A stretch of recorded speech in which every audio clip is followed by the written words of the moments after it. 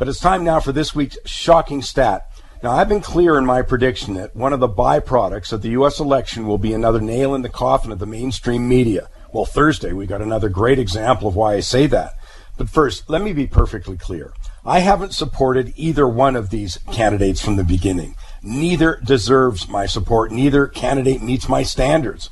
I'm proud to say that well before Donald Trump uttered the words Washington Swamp, I ranted against the cronyism, self-serving elitism of Washington, which the Clintons are representatives of the worst of the establishment. Donald Trump is the beneficiary of that sentiment, but has squandered the opportunity in a fury of ill-informed, ego-driven, hair-brained, ill-conceived statements.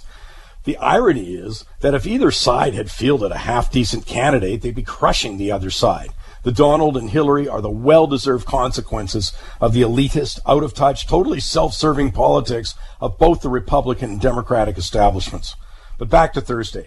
The Globe and Mail's main editorial was an open letter to the American voter.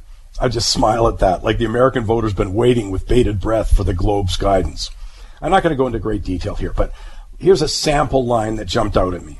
In support of Hillary Clinton, they say, in quotes, given the choice between one mildly flawed candidate and the other peddling an explosive combo of bad ideas, no ideas, zero self-control, you get the point. There's no contest for them. I have no problem with the description of Mr. Trump, at times frightening, as I say, with his off-the-cuff remarks, outright dangerous economic policies, boorish behavior, bad judgment. He does scare me. But the tragic part is their description of Hillary Clinton as a mildly flawed candidate. Say what? How low do your standards of integrity and ethics have to be to characterize her as a mildly flawed candidate? No other presidential candidate has been under more investigations, has lied more often under oath, starting within 4 months of Bill Clinton entering the White House. I mean, my goodness, in what was dubbed the Travelgate scandal. I mean, the list is far longer, of course. I still love her cattle trading futures, where she never lost dough, the well-chronicled lies to the family of the Benghazi victims, and now the constant lying, even in testimony regarding the use of a private email server and the sending of classified information. And now, my gosh, this continual stream of revelations about the unethical, possibly criminal activity of the Clinton Foundation. And the Globe calls Hillary's actions mild. A former deputy director of the FBI describes the Clintons as a crime family. The Globe clearly has no problem with the Clintons' campaign dirty tricks launched at Bernie Sanders and then to inciting violence at Donald Trump campaign stops. But like so many other members of the mainstream media, the Globe overlooks and dismisses a 25-year track record of gross misconduct as a mild flaw. How sad.